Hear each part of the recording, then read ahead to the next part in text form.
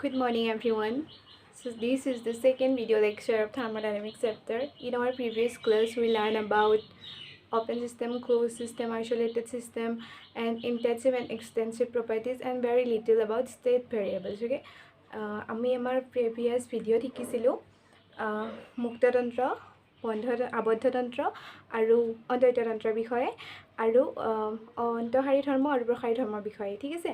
আৰু আজি আমি শিকিম আৰু আমি বহুত কম পৰিমাণে কাৰ্যফলনৰ কথা শিকিছিলোঁ, ঠিক আছে, অৱস্থা ফলনৰ কথা শিকিছিলোঁ। তো আজি আমি শিকিম অৱস্থা ফলনৰ বিষয়ে ডিটেইলছকৈ, ঠিক আছে।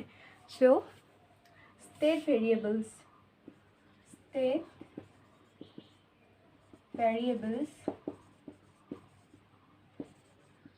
অৱস্থা ফলন, state variables.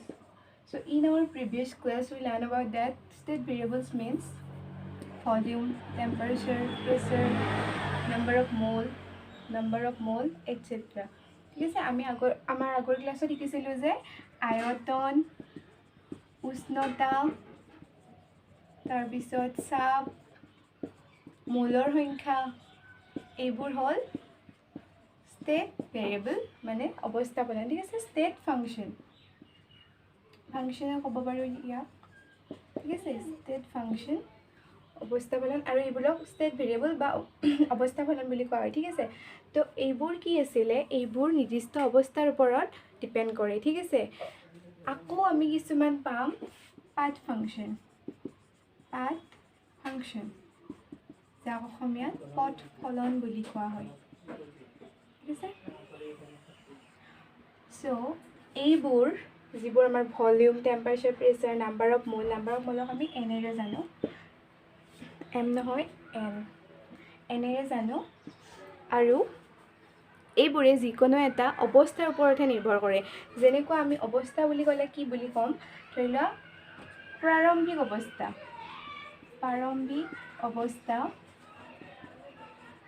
আৰু অন্তিম অৱস্থা। That those state functions are only depend on the initial state and the final state. Okay, they always depend on the initial state and final state. যাক অসমীয়াত প্ৰাৰম্ভিক অৱস্থা আৰু অন্তিম অৱস্থা বুলি কোৱা হয়, ঠিক আছে।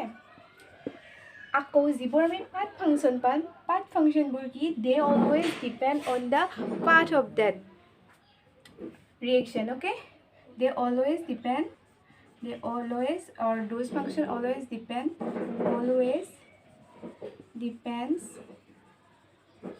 on the path of the reaction. Okay, so path ফলন কোনবোৰ হ'ব, পথৰ ওপৰত নিৰ্ভৰ কৰিব, কৰা ফলনবোৰেই হ'ল পথ ফলন, ঠিক আছে। তো ধৰি লোৱা এটা ৰিয়েকশ্যন ইয়াৰে প্ৰথমতে ইয়াতে আছিলে, পিছত ইয়াতে গ'ল। চ' যিবোৰ ষ্টেট ফাংচন, যিবোৰ অৱস্থা ফলন, সেইবোৰৰ ক্ষেত্ৰত কি হয়, সেইবোৰ ধৰি লোৱা ভলিউম বা টেম্পাৰেচাৰ বা প্ৰেছাৰ, এইবোৰৰ ক্ষেত্ৰত কি হয়, এই যে ইয়াৰ পৰা ইয়ালৈকে গৈছে, এইটো কি আছিল, initial state and final state, প্ৰাৰম্ভিক অৱস্থা আৰু অন্তিম অৱস্থা। তো অকল ধৰি লোৱা প্ৰাৰম্ভিক অৱস্থা হ'ল V1 V2। ধৰি লোৱা প্ৰথমতে এই যিটো বস্তুটোৰ প্ৰথমতে আয়তন আছিলে V1, পিছত হ'ল V2, ঠিক আছে। ভলিউম V1 V2, আৰু প্ৰথমতে ধৰি লোৱা T1 টেম্পাৰেচাৰ আছিলে, পিছত T2 হ'ল। প্ৰথমতে P1 প্ৰেছাৰ আছিলে, পিছত P2 হ'ল। প্ৰথমতে টেম্পাৰেচাৰ মানে উষ্ণতা, প্ৰেছাৰ মানে চাপ, ঠিক আছে। তো এইবোৰৰ যিটো চেঞ্জ হ'ল, যিটো ইনিচিয়েল আৰু ফাইনেলৰ মাজত যিটো চেঞ্জ হ'ল, তাক কোৱা হয় ডেল ভি মানে হ'ব V2 minus V1, del T মানে হ'ব T2 মাইনাছ T1, আৰু ডেল পি মানে হ'ব P2 মাইনাছ P1, ঠিক আছে। কিন্তু এইবোৰ কি ষ্টেট ফাংচন কাৰণে আমি অকল অন্তিম আৰু প্ৰাৰম্ভিক অৱস্থাটোহে প্ৰয়োজন হয়, ঠিক আছে। In case of state function, we need only the final and initial state. Okay, we don't need that path. Okay, এইটো হ'ল, এইটো পথেৰেও যাব পাৰে ৰিয়েকশ্যনটো হতে, এইটো পথেৰেও যাব পাৰে, এইটো পথেৰেও যাব পাৰে, এইটো পথেৰেও যাব পাৰে, বা এইটো পথেৰেও যাব পাৰে। এই পথবোৰৰ ওপৰত কোনো ধৰণৰ নিৰ্ভৰ নকৰে, ঠিক আছে। Those state function never depends on that path. Okay, those state function never depend on that path. They only depend on the initial and final state. Okay, but in case of path function depends on the path. Path function বোলে পাথৰ ওপৰত depend কৰিব ঠিক আছে আৰু দুটা path ফাংচনৰ যদি মই উদাহৰণ দিব লাগে পাথ ফাংচনৰ উদাহৰণ হ'ল walk and heat ঠিক আছে পাথ ফাংচনৰ উদাহৰণ হ'ল কাৰ্য আৰু তাপ ঠিক আছে তো কিমান কাৰ্য হ'ল বা কিমান তাপৰ পৰিৱৰ্তন হ'ল এইবোৰে কোনটো পাথৰে গৈছে সেই পাথটোৰ ওপৰত ডিপেণ্ড কৰিব ঠিক আছে এতিয়া আমি বুজি পালো ষ্টেট ফাংচন আছিল এইবোৰ যিবোৰে পাথৰ ওপৰত ডিপেণ্ড নকৰে অকল প্ৰাৰম্ভিক আৰু অন্তিম অৱস্থাৰ ওপৰত ডিপেণ্ড কৰে ঠিক আছে এইটো অন্তিম অৱস্থা এইটো প্ৰাৰম্ভিক অৱস্থা in state function are those which only depend on the initial and final state and path function are those which depend on the path of the reaction okay আশা কৰোঁ তোমালোকে এইখিনি বুজি পাইছা ইয়াৰ পিছত আমি এতিয়া শিকিম internal energy as a state function okay অন্তৰ্নিহিত শক্তিটো হ'ব অৱস্থা ফলন ঠিক আছে অৱস্থা ফলন হিচাপে অন্তৰ্নিহিত শক্তি internal energy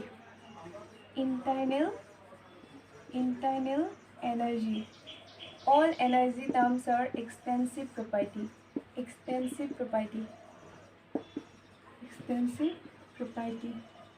we already learned about that extensive property in our previous class extensive property বিষয়ে আমি আগৰ ক্লাছত পঢ়িছিলো তোমালোকে এই ভিডিওটো চাই ল'বা যদি এতিয়ালৈকে চোৱা নাই ঠিক আছে extensive property সেইবোৰ আছিল যিবোৰে তোমাৰ কি কয় পদাৰ্থৰ এমাউণ্ট পৰিমাণৰ ওপৰত নিৰ্ভৰ কৰে বা পদাৰ্থৰ সাইজৰ ওপৰত নিৰ্ভৰ কৰা আছিল আৰু ইন্টেনসিভ প্ৰপাৰ্টি সেইবোৰ আছিল যিবোৰ পদাৰ্থৰ সাইজৰ ওপৰত নিৰ্ভৰ কৰা নাছিল ঠিক আছে intensive properties are those properties which independent of the size and amount of the matter and extensive properties are those properties which depend on the amount of matter or the size of matter okay so internal energy অসমীয়াত যাক কোৱা হয় অন্তৰ্নিহিত শক্তি বুলি ঠিক আছে so অন্তৰ্নিহিত শক্তি it is the best I mean very important topic okay বহুত important topic তোমালোকে চাবা যিকোনো এটা বিকাৰ ললা যিকোনো এটা পাত্ৰ ললা if we take a beaker or anything so we know like if we take a system we already learned about system and surrounding okay তন্ত্ৰ আৰু পাৰিপাৰ্শ্বিকৰ কথা আমি আগৰ ক্লাছত পাইছো ঠিক আছে ধৰিলো আমি জীৱনত এটা তন্ত্ৰ লৈছো তো এই তন্ত্ৰটোৰ এই যিটো সিস্টেম বা এইটো বিকাৰত পানী গৰম কৰি থাইছো বা যিকোনো আমি যাক those that thing which take under consideration like যোনটো বস্তু আমি নিৰীক্ষণৰ বাবে লওঁ সেইটোৱে তন্ত্ৰ আছিল হয়নে নহয় that thing which take under consideration is known as system we already learned these things in our previous class okay so system a system dot কিছুমান এনাৰ্জি থাকিব ঠিক আছে it have some energies like electrical energy বৈদ্যুতিক শক্তি then kinetic energy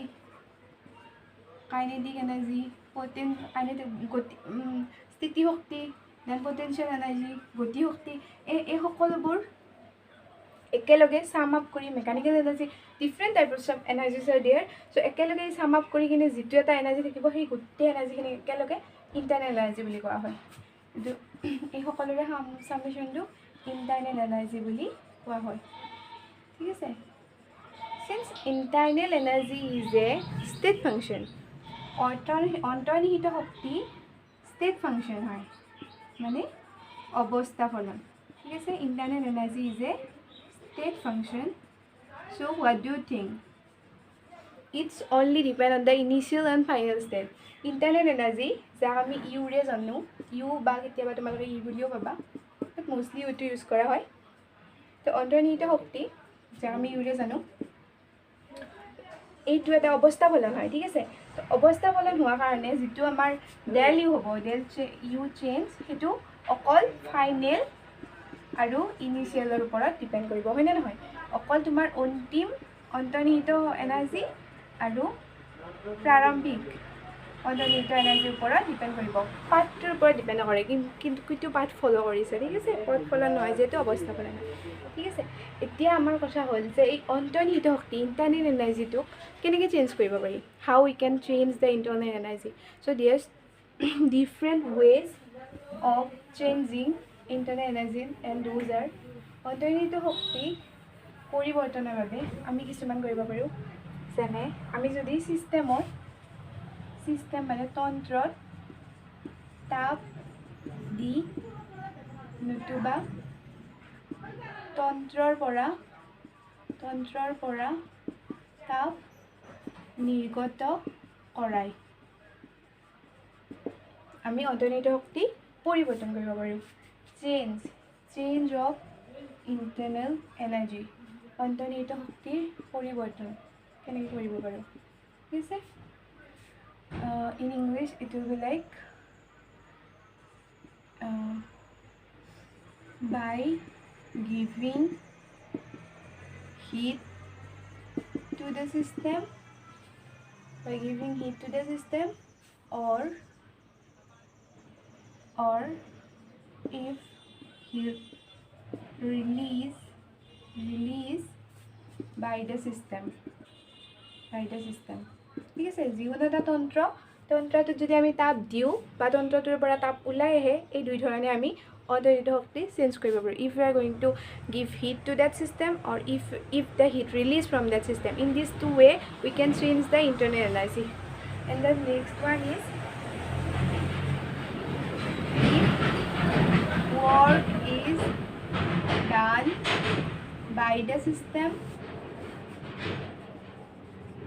or work is done on the system okay and next whole if work is done by the system যদি তোমাৰ তন্ত্ৰটোৱে কাম কৰে আৰু যদি works is done on the system যদি তন্ত্ৰটোৰ ওপৰত কাম কৰা হয় ঠিক আছে যদি তন্ত্ৰটোৱে কাৰ্য কৰে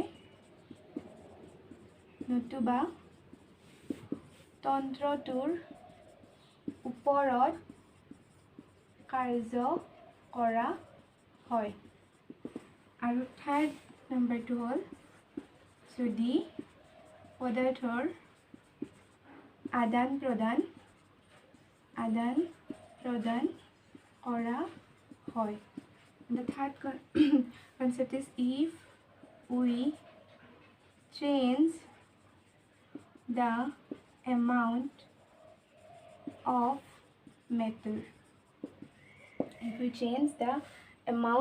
matter okay so in these three ways we can change the internal energy এই তিনিটা ধৰণে আমি অন্তৰ্নিহিত শক্তি চেঞ্জ কৰিব পাৰোঁ এতিয়া মন কৰিবলগীয়া কথাটো আহিল যে if heat is given by the system then it's negative then heat Q equal negative remember that যদি তন্ত্ৰটোৱে তাপ দিয়ে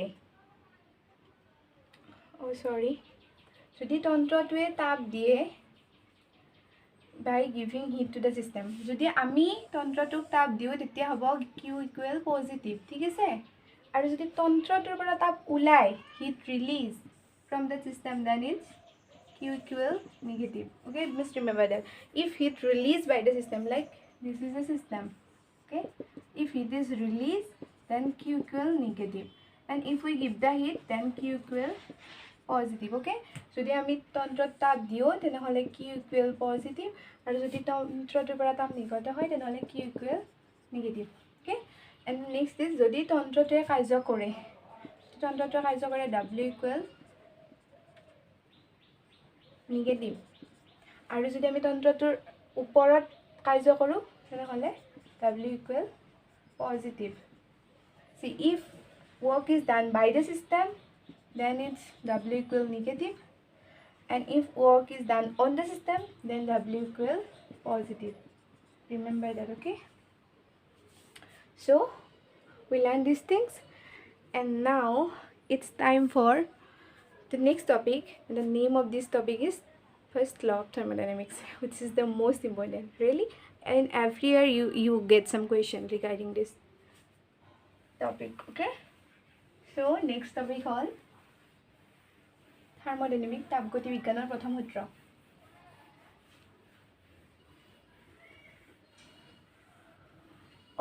তাৰ আগতে মোৰ অকণমান ৰৈ গৈছে যে আমি কাৰ্য আৰু তাপেৰে আমি অৰ্থনীতি শক্তি কেনেকৈ চেঞ্জ কৰিব পাৰিম how we can change the internal energy with the help of work or temperature work or heat okay so' with the help of work কাৰ্যৰে আমি কেনেকৈ যিকোনো এটা ছিষ্টেমৰ যিকোনো এটা তন্ত্ৰৰ হিটটো অন্তৰ্নিহিত শক্তিটো চেঞ্জ কৰিব পাৰিম ঠিক আছে let us take a system okay let's assume it's a system okay so here the wall is in this system the wall is adiabatic wall adiabatic wall means ৰুদ্ধ তাপীয় বেৰ আমি আমাৰ আগৰ ক্লাছত পঢ়িছিলোঁ অন্তৰিত ৱাল বুলি ঠিক আছে অন্তৰিত বেৰ বুলি অন্তৰিত যিটো থাৰ্মোফ্লাক্স আছিলে যিয়ে তোমাৰ তাপ বাহিৰলৈ ওলাই আহিব বা সোমাব নিদিয়ে ঠিক আছে তন্ত্ৰ আৰু পাৰিবেশিকৰ মাজত যদি তাপৰ আদান প্ৰদান হ'ব নিদিয়ে সেইখনক কি বুলি কোৱা আছিল অন্তৰিত বেৰ হয় ন অন্তৰিত বেৰৰ নিচিনা ৰুদ্ধতাপীয় বেৰখনৰ যদি তোমাৰ তাপৰ আদান প্ৰদান হ'ব নোৱাৰে তেতিয়া তন্ত্ৰ আৰু পাৰিবেশিকৰ মাজত যদি তাপৰ আদান প্ৰদান নহয় সেই প্ৰক্ৰিয়াটোক কোৱা হয় ৰুদ্ধতাপীয় প্ৰক্ৰিয়া আৰু যিখন বেৰ ইউজ কৰা হয় তাপ আৰু তন্ত্ৰ আৰু পাৰিবেশিকৰ মাজত তাপ আদান প্ৰদান নোহোৱাৰ কাৰণে তো সেই বেৰখনক ৰুদ্ধতাপীয় বেৰ বুলি কোৱা হয় ঠিক আছে আৰু in English it's adiabatic wall that wall which never allow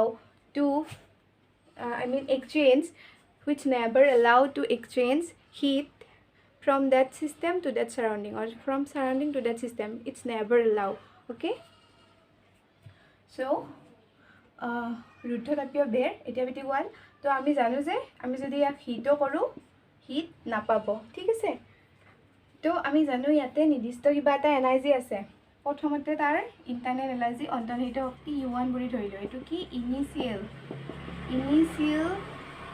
internal energy প্ৰাৰম্ভিক অন্তৰ্নিহিত শক্তি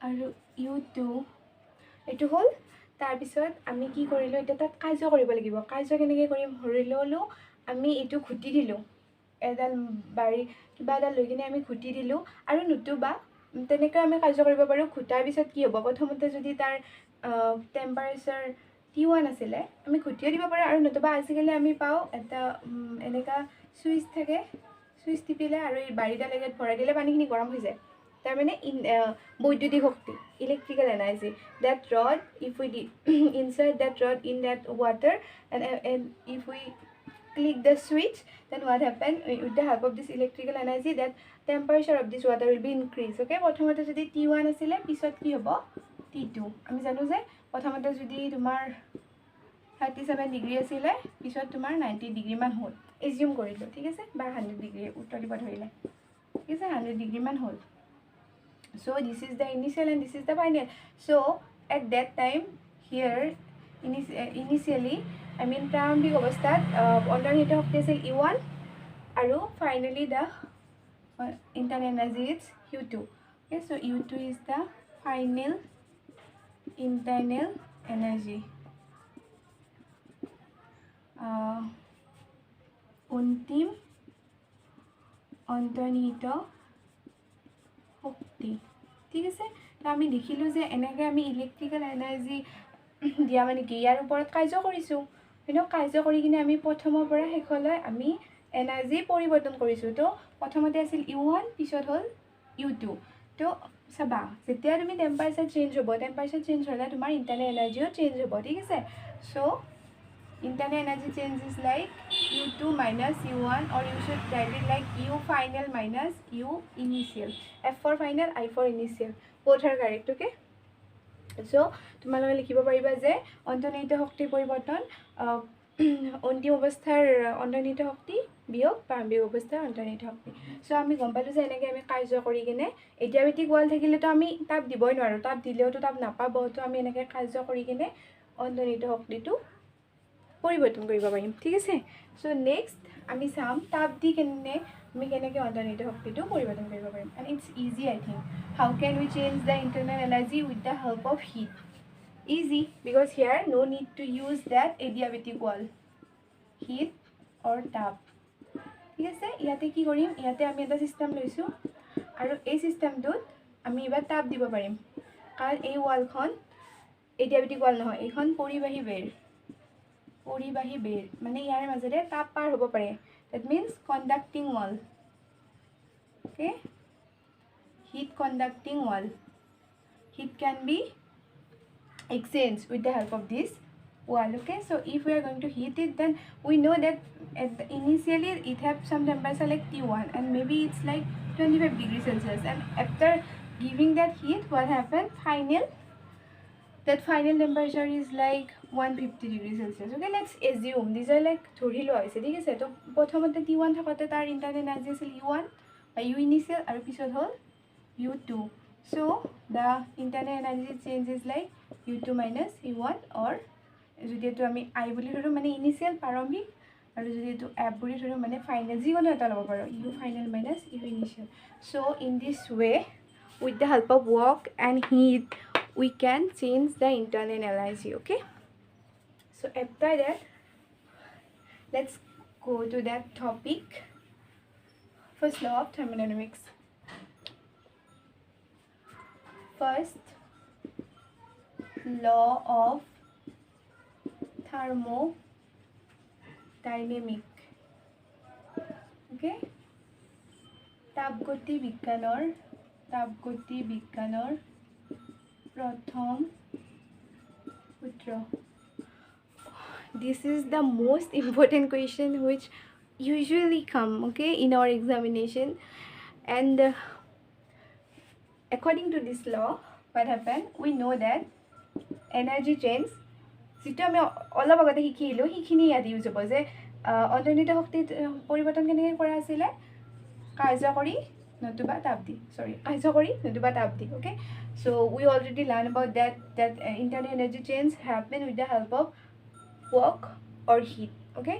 So this is the first law of thermodynamics. That's it all, okay. And if you want the definition, like definition for first law of thermodynamics, definition is energy can neither be created nor be destroyed, okay. অসমীয়াত লিখিলে লিখিবা, শক্তিৰ সৃষ্টি আৰু বিনাশ কৰিব নোৱাৰি, okay. So that's it all. Yeah, and there's another definition is there. You should use that one also, and that is like the energy of an isolated system. See, that isolated system, about this isolated system we learned these things in our previous video, okay, which is the first video of thermodynamics. You should check that video, okay. The energy of an isolated system is always constant, okay. That means অসমীয়াত হ'ব অন্তৰিত তন্ত্ৰ এটাৰ শক্তি সদায় স্থিৰ থাকে, okay. So that's it all. These two are the definition. You should use this one or this one, both are correct. And we learn how we can change internal energy with the help of Q and W. And we already learned one thing, like if work is done on the system, then W equal positive. If work is done by the system, W equal negative. যদি কাৰ্য চিষ্টেমটোৰ ওপৰত কৰা হয় তেনেহ'লে W সমান positive, যদি কাৰ্য ওপৰত তন্ত্ৰৰ ওপৰত যদি কাৰ্য কৰা হয়, তন্ত্ৰৰ ওপৰত কাৰ্য কৰা হ'লে, ঠিক আছে, কাৰ্য কৰা হ'লে, আৰু নিগেটিভ হ'ব যদি তন্ত্ৰটোৱে কাৰ্য কৰে। ৰিমেম্বাৰ ডেট, অ'কে, তন্ত্ৰটোৱে কাৰ্য কৰে। Please ignore my handwriting, it's quite bad because I try to write very fastly. Yeah, and if you find that this is so fast, then there's a option in that YouTube section. There's 3 dots, you should click that, and there's option for playback speed. You should decrease it or increase it as as you want to see. Okay, তোমালোকে হেতু সেই 3টা ডটটো যেটো ইউটিউবৰ ওপৰত থাকে হেতু click কৰিলে প্লেবেক স্পীড পাবা। প্লেবেক স্পীডত তোমালোকে যিমান স্পীডত চাব মন চাব পাৰা, হয়তো কমাব পাৰা স্পীডটো, নহয়তো বঢ়াইও চাব পাৰা, ঠিক আছে। So if heat release from that system, if heat release, then যদি তাপ নিৰ্গত হয়,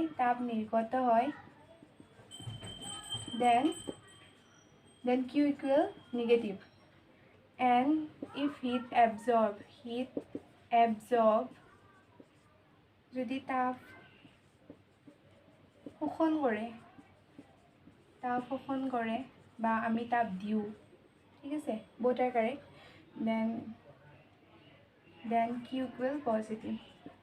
So that's it all for today's class. If you have any question, please, I hardly request you that ask me in that comment section. In that way I just came to know that you are studying, okay? তোমালোকে কুৱেশ্যনে নিউদে তো মই কেনেকৈ গম পাম যে তোমালোকে পঢ়ি আছা নে নাই।